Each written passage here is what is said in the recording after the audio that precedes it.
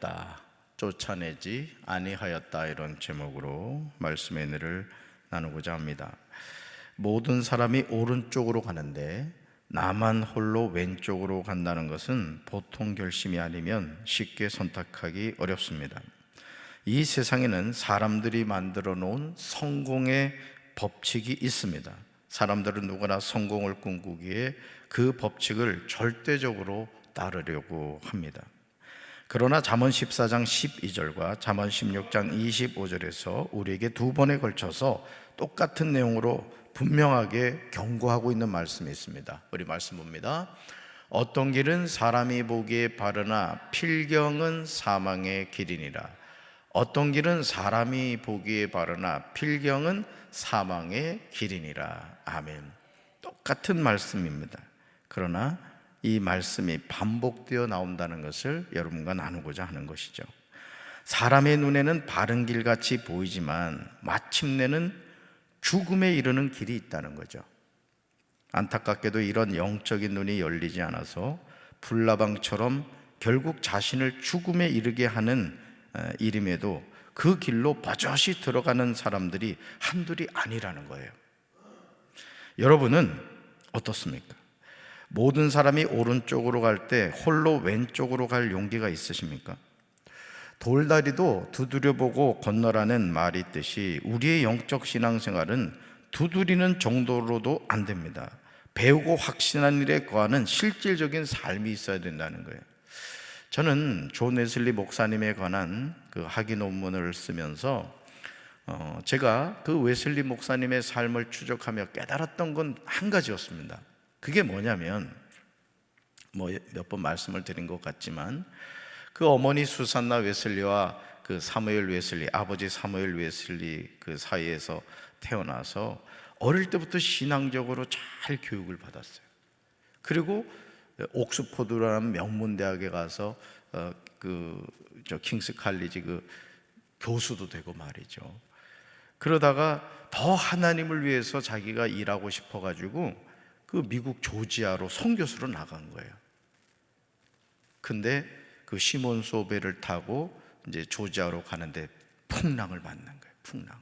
그 제자들이 풍랑을 만났듯이. 그러니까요, 이 영국 사람과 독일 사람이 쫙 나누어지더라는 거예요. 독일 사람들은 그 풍랑이 막 배가 뒤집혀질 것 같은 경우인데도 특별히 모라비안 교도들이 하나님을 찬양하고 막 기도하더라는 거예요. 한 곳에 모여가지고. 근데 영국 사람들이 그냥 죽었다고, 그냥 큰일 났다고 그냥 아주 아우성을 치더라는 겁니다. 그러면서 웨슬리 자신이 뭐라고 그의 일기에서 고백했냐면, 자신에게 구원받을 만한 믿음이 없다는 것을 거기서 아는 거예요. 잘 보세요. 어릴 때부터 신앙적인 가정에서 자라 철저하게, 특별히 수산나 웨슬리 그 어머니가 대단한 분이거든요. 그렇게 신앙 훈련을 받았고, 그가 정말 명문대도 나오고 목사님도 되었고, 심지어 조지아 선교사로 나가는 그 하나님을 향한 열정을 가지고 있는데, 시몬 소르베를 타고 조지아로 선교사로 나갔는데 자기에게 구원받을 만한 믿음이 없다는 걸 알았다는 거예요. 오늘 우리가 신앙생활 하면서도 마찬가지라는 겁니다. 그래서 제 자신도 늘 하나님 앞에 기도하는 게 그런 거예요. 하나님, 제가 진실한 목회자로서 하나님 때에 합당한 목사가 되게 해주십시오. 이 기도를 늘 합니다. 저는 이 새벽에 나오는 여러분들이 구원받을 만한 믿음을 갖게 되길 바랍니다. 그 믿음을 선물로 받으시길 바라요. 껍데기 신앙생활 하지 말아야 된다는 거예요. 그래서 웨슬리 목사님은 그가 쓴 일기에서요, 그 올더스케이 회심도요, 그 은혜였거든요. 내키지 않는 발걸음으로 그 올더스케이 가로 그냥 터벅터벅 걸어갔는데, 그 모라비안 교도들의 그 소그룹 모임이 있었던 거예요. 거기서 누군가가 루터의 로마서 주석 서문, 이게 뭐냐면, 이 어떤 성경을 보면 예를 들어서 여호수아다. 그럼 여호수아 앞에 그 여호수아서가 뭐냐, 이걸 간단하게 설명해 놓은 그 내용들이 있는 성경이 있어요.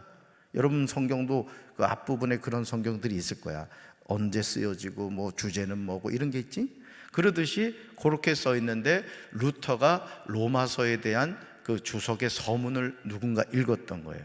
근데 그때 자신에게 구원받을 만한 믿음이 생겼다 이거예요. 그래서 그것을 올더스케이 회심이라는 거예요. 여러분의 삶에도 이런 회심의 역사가 있게 되길 주님의 이름으로 축원합니다.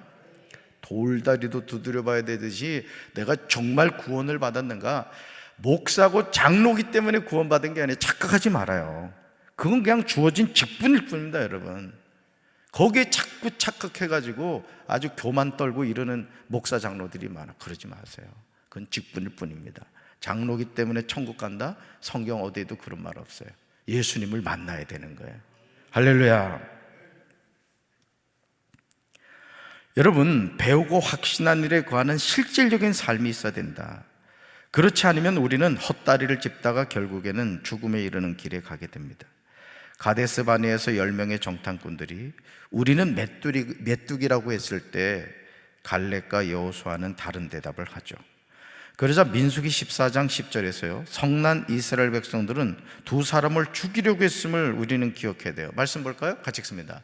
온 회중이 그들을 돌로 치려 하는데 그때 여호와의 영광이 회막에서 이스라엘 모든 자손에게 나타나시니라. 아멘. 이런 모습은 오늘 저와 여러분의 삶에도 마찬가지입니다. 사람들은 자신이 듣고 싶은 말만 듣고 보고 싶은 것만 본다고 합니다. 이것은 신앙생활에서도 마찬가지입니다. 그러므로 이제 우리는 우리 자신의 바라봄이 아니라 주님의 눈으로 바라보고 주님의 귀로 들을 줄 알아야 될 줄로 믿습니다. 이것이 영적으로 승리하는 유일한 비결인 거예요. 내가 봤다고요? 보긴 뭘 봐? 들었다고요? 뭘 들어? 내가 보고 싶은 것만 본다는 거예요. 내가 듣고 싶은 것만 듣는다는 거예요. 그래서 제가 설교 전에 늘 기도하잖아요. 내 눈을 열어 주의 말씀에서 귀한 것을 보게 하시고 깨닫게 하여 주시옵소서. 하나님이 은혜 주셔야 된대요. 은혜를. 믿습니까? 그래서 우리 심령을 자꾸 갈아엎어야 됩니다.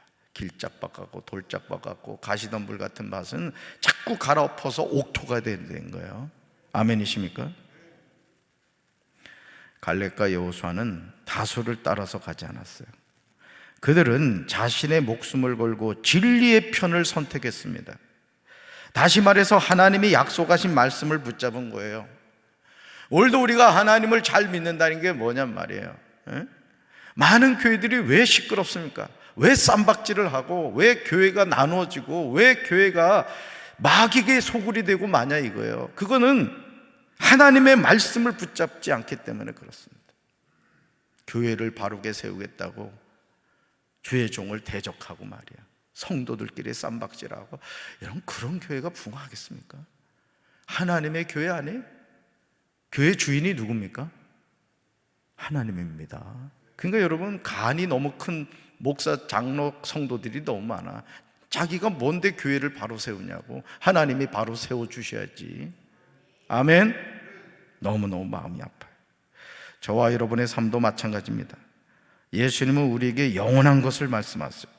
정말 놀랍게도 공간복음인 마태복음 24장 35절, 마가복음 13장 31절, 누가복음 21장 33절에서 동일하게 이 내용이 나와요. 같이 읽습니다. 천지는 없어질지언정 내 말은 없어지지 아니하리라. 아멘. 뭐는 없어질지언정? 천지는 이 세상 모든 것을 대표하는 거예요. 이 세상 모든 건 다 없어진다. 그러나 뭐는 없어지지 않는다? 내 말, 하나님의 말씀은 없어지지 않는다. 이것은 예수님의 말씀이 확실하다는 사실을 보여주는 거예요. 공간복음에 다 나오고 있단 말이에요. 예수님은 지금 당신이 하시는 말씀이 아버지 하나님이 창조하신 천지보다 더 권위가 있음을 분명하게 보여주십니다. 이 알미 오늘 삶에서 분명하게 녹아 있을 때 우리는 어떤 상황에서도 낙심하지 않고 믿음으로 약속의 땅을 정복하게 되는 겁니다. 내 삶에 환난과 고난이 다가온다 할지라도, 내가 생각한 대로 내 인생이 되어지지 않는다 할지라도 내 인생의 주인은 하나님이시다. 하나님이 내 삶을 책임지신다. 우리 가정을 하나님이 붙들고 계신다. 우리 교회를 하나님이 부흥케 하신다. 여러분, 이 믿음을 가지면 우리는 편안합니다. 편안해요. 제가 우리 딸을 논산역으로 픽업할 때마다 내가 깨닫는 게 있잖아. 아버지 잘 만나면 학교를 편안하게 다니는구나. 한 번도 차비를 안 줘, 차비를. 그게 내가 지금 적고 있지. 오늘은 2번 운행, 오늘은 1번 운행. 나중에 다 이제 계산을, 정산을 해야지. 여러분, 아버지를 믿으면 자녀는 그냥 가만히 있으면 되는 거예요. 오늘은 또 어디 간다고 또 일찍 데려가야 되는데, 그래서 7시 15분까지 가야 되는데, 다행히 오늘 또 10절까지 있어. 얼마나 감사하지. 이것도 은혜야. 이것도 우연이 없어, 우연. 그러므로 여호수아 14장 12절에서 갈렙은 자신이 처한 상황과 여건을 바라보지 않습니다. 성도 여러분, 왜 힘들지 않겠어요? 여러분 힘드시죠? 자녀의 문제로 걱정하시죠? 또 여러 가지 건강의 문제, 물질의 문제, 뭐 말할 수 없는 인생의 문제를 갖고 계실 거예요. 그런데 여러분, 여건, 상황 바라보지 마세요. 우리는 하나님을 바라봐야 될 줄로 믿습니다. 갈렙은 2번에 걸쳐서 여호와께서 말씀하신 것에 대해서 반복해서 언급합니다. 말씀을 붙잡았던 거예요. 말씀을 한번 읽습니다. 그날에 여호와께서 말씀하신 이 산지를 지금 내게 주소서. 당신도 그날에 들으셨거니와 그곳에는 아낙 사람이 있고 그 성읍들은 크고 견고할지라도 여호와께서 나와 함께 하시면 내가 여호와께서 말씀하신 대로 그들을 쫓아내리다 하니. 아멘. 그날에 여호와께서 말씀하신, 내가 여호와께서 말씀하신 대로. 그러나 하나님의 말씀에 대해서 어떤 순종을 하느냐는 별개라는 거예요. 여러분, 하나님께 복받은 인생입니다. 여러분이 이 새벽에 주님 앞에 나와 새벽 제단을 쌓을 수 있다는 것은요, 하나님의 특별한 은혜입니다. 우리 성도들, 많은 성도들 가운데 이 새벽에, 그것도 눈이 내린 이 새벽에 말이야, 눈을 밟으면서 주님 앞에까지 나오는 그 여러분의 중심을 하나님이 얼마나 기뻐하겠어요. 얼마나 무지 기쁘지. 담임 목사가 여러 번 바라봐도 아유, 우리 장로님 오셨구나, 우리 권사님 오셨구나, 우리 집사님 오셨구나, 이렇게 마음이 기쁜데 하나님은 얼마나 기쁘겠냐고. 아주 그냥 머리를 이렇게 해서 왔구나 이러시는 거예요. 마치 제 친정 엄마가 딸 와가지고 좋아가지고 아이고 우리 딸 왔네 이런 것 같이. 근데 중요한 건 뭐예요? 어떤 순종을 하느냐. 여호수아 15장 63절에서 우리는 안타까운 내용을 보게 되죠. 하나님의 능력이 없기 때문일까요? 이건 순종의 문제라는 거예요. 여러분, 여호수아 15장 63절 읽습니다. 예루살렘 주민 여부스 족속을 유다 자손이 쫓아내지 못하였으므로 여부스 족속이 오늘까지 유다 자손과 함께 예루살렘에 거주하니라. 아멘. 그러므로 오늘 우리는 믿음으로 결단하고 순종해야 됩니다. 따라붙어 이 산지를 지금 내게 주소서. 아멘. 이 산지를 지금 내게 주소서. 고백하는 사람은 말씀에 의지하여 그곳에 아낙 사람이 있고 그 성읍들이 크고 견고해도 그런 외적인 상황의 노예가 되지 않는다는 거예요. 믿음으로 순종하며 나간다는 거예요. 이 눈에 아무 증거 보이지 않고 이 귀에 아무 소리 들리지 않고 이 손에 게 잡히는 거 없다 할지라도 하나님, 저는 말씀을 믿습니다. 말씀을 붙잡고 가는 거라고. 그게 믿음입니다, 여러분. 믿음.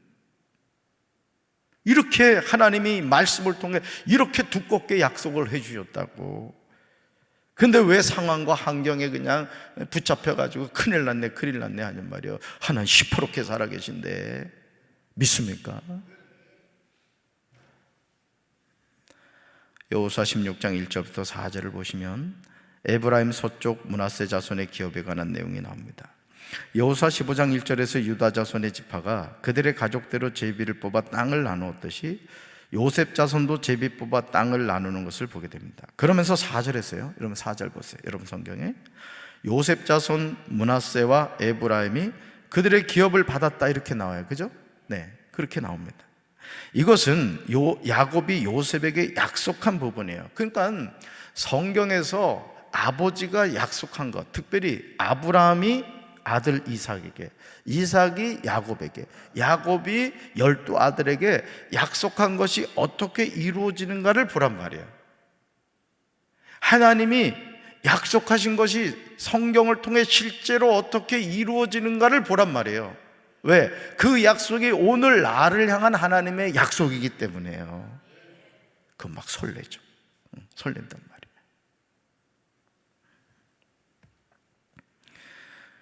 여러분, 요셉의 두 아들이 한 분깃을 상속받아 결국 두 분깃을 얻게 되는 것을 보게 되죠. 그들은 야곱의 아들이 된 거예요. 왜요? 요셉에게 얘기했거든요. 야곱이 네 두 아들 므낫세와 에브라임은 내 아들이다, 이렇게 얘기를 했단 말이에요.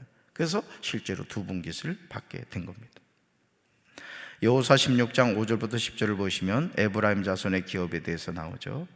에브라임 자손이 그들의 기업대로 받은 지역이 5절 하반절부터 나오는데요, 9절을 보시면 조금 이상한 부분이 나와요. 같이 읽습니다. 그 외에 므낫세 자손의 기업 중에서 에브라임 자손을 위하여 구분한 모든 성읍과 그 마을들도 있었더라. 아멘.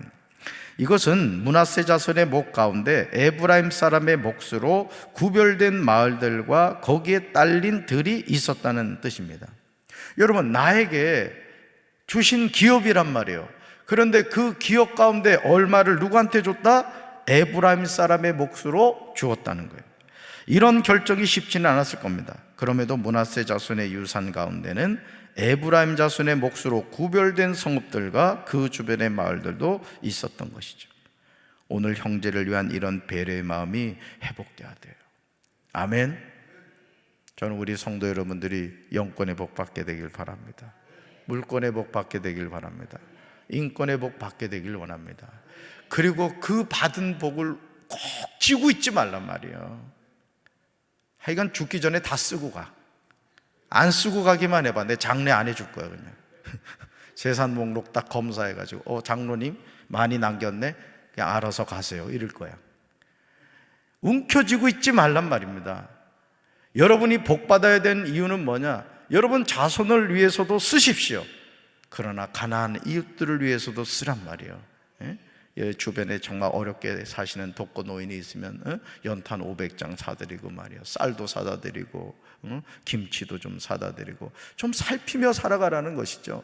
그것이 여러분 하나님께 구워드리는 겁니다. 성경에 분명히 나와요. 가난한 자, 병든 자, 정말 인생의 그 풍랑을 만난 사람들을 돌봐주는 그러한 헌신과 수고를 하나님이 다 기억하시고요, 그 우편에 있는 양들을 향하여 다 갚아주시잖아요. 내가 가난할 때, 병들었을 때, 옥에 갇혔을 때 너희 찾아봐 주었지? 다 기억하면서 상급을 주신다고. 여러분 부자 되세요. 그리고 손을 움켜쥐지 말고 펼치십시오. 멋지게 쓰십시오. 아멘. 그런 부자 되세요. 그걸 성부라고 합니다. 거룩한 부자. 그러니까 예수 믿는 사람이 부자 돼야 되는 이유는 거기 있는 겁니다. 수존노 되라고 부자 되는 게 아니에요. 펼쳐서 쓰라는 거예요. 펼쳐서 쓰라는 거예요. 지금 이 지붕도 여러분 그냥 되는지 아십니까? 누군가의 헌신으로 되는 거예요. 누군가 헌신으로. 그냥 지붕 공사가 되고 있는 게 아니란 말이에요. 누군가 눈물의 기도를 통해 그 진짜 피땀 흘려서 번 돈을 통해서 지금 지붕 공사가 되고 있는 겁니다. 우연히 되는 게 아니에요. 교회 재정이 아니에요. 교회 재정이. 아셔야 됩니다. 여러분들이. 여러분도 그런 분이 되십시오. 교회 차량도 한 대 말이야 떡떡 사놓을 수 있는 그런 부자 되면 얼마나 멋지냐고. 아무도 아멘 안 하자니 달라 그럴까 봐.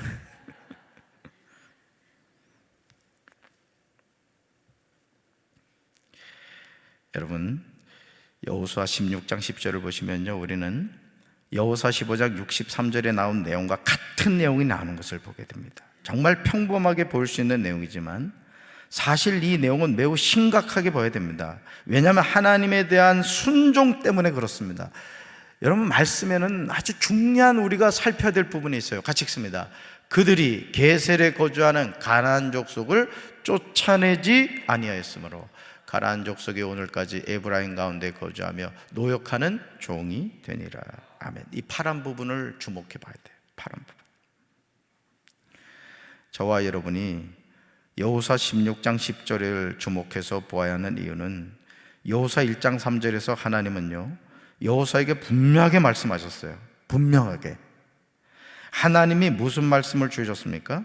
이스라엘 자손이 땅을 얻는 방법이 무엇인지를 말씀하셨어요. 자, 말씀 볼까요? 같이 읽습니다. 내가 모세에게 말한 바와 같이 너희 발바닥으로 밟는 것은 모두 내가 너에게 주었노니. 주었노니라고 했습니다. 줄 것이라고 말하지 않았어요. 이 시제도 중요합니다. 성경에서는. 결국 왜 하나님이 주신 땅을 점령하지 못했습니까? 불순종한 겁니다. 순종하지 않은 거예요. 저도 우리 교회 부임해가지고 제 안위를 생각하고 팔짱 끼고 장로님들이 알아서 하겠지, 권사님들이 알아서 하겠지, 그랬으면은 하나님이 이런 기적을 보여주지 않았다고. 여러분, 하나님의 역사에 쓰임받는 인생이 누군지 아십니까? 하나님의 말씀을 믿고 성전을 사모하는 열정을 가지고 그 일을 위해서 헌신할 때 하나님이 일하시는 거예요. 믿습니까? 냉장고에 아무리 식재료가 많이 있어도 어머니가 그걸 가지고 요리를 하지 않으면 냉장고에서 그냥 썩어서 버리는 겁니다. 오늘 하나님이 우리에게 주신 시대적인 사명이 무엇인가를 깨닫고 그 사명을 위해서 살아가야 되는 거예요. 아멘. 내가 모세에게 말한 바와 같이 너희 발바닥으로 밟는 것은 모두, 이렇게 됐잖아요, 모두 내가 너에게 주었다고 말씀하셨어요. 얼마나 단순해요. 하나님 모세에게 말씀하셨습니다. 그 말씀은 너희 발바닥으로 밟는 땅은 모두 내가 너에게 주었다고 말씀하세요. 그래서 교회 주변 땅 밟으라는 거예요. 아멘. 밟으십시오. 그러면서 이렇게 기도하십시오. 주여, 이 산지를 지금 내게 주소서. 이 땅이 거룩한 땅이 되게 하여 주옵소서. 예? 교회 주변에 이런 시설이 있어서는 안 됩니다, 여러분. 우리 아이들에게도 교육적으로도 좋지 않아요. 우리 기도합시다. 하나님 역사하실 줄로 믿습니다. 그렇다면 하나님이 약속하신 땅을 어떻게 얻습니까? 따라합시다. 말씀에 순종하여 자신의 발바닥으로 밟는 땅입니다. 그러므로 여호수아 15장 63절에서 유다 자손이 여부수 족속을 쫓아내지 못한 이유, 여호수아 6장 10절에서 에브라임 자손이 가나안 족속을 쫓아내지 아니한 이유는 하나님의 약속을 믿고 순종하지 않았기 때문입니다. 뭐 핑계거리는 많이 있었을 거예요. 아우, 저 사람들하고 우리 싸우면 100%죠. 여러분, 다윗이 골리앗을 향해 나갈 때 내가 저 아저씨를 어떻게 이겨? 중무장했어? 나는 아무것도 없어. 주랭랑을 쳤을 거예요. 근데 다윗 안 그러잖아요. 누구 의지해서 나갑니까? 만군의 여호와 이름으로 나간다고. 소년 다윗도 그렇게 나가는데 말이죠. 사울왕하고 이스라엘 군사들은 벌벌벌 떨잖아요. 오늘도 마찬가지예요, 여러분. 믿음 있는 사람은 하나님의 역사를 이루어갑니다. 아멘이십니까? 결국 쫓아내지 내야 할 여부수 족속과 함께 살아야 됐고 가나안 족속과 함께 살아야 했던 거죠. 불순종의 결과예요. 여러분의 삶에서도 가나안 족속이 있고 여부수 족속이 있다고 믿음으로 쫓아내셔야 돼요. 나쁜 습성, 나쁜 언어 생활, 나쁜 행동 버리셔야 됩니다. 그리고 거룩한 하나님의 자녀가 되어야 돼요. 아멘. 그렇다면 이제 저와 여러분 어떻게 살아야 합니까? 여호수아 1장 6절을 기억하면서 하나님의 말씀을 붙잡아야 돼요. 같이 읽습니다. 강하고 담대하라.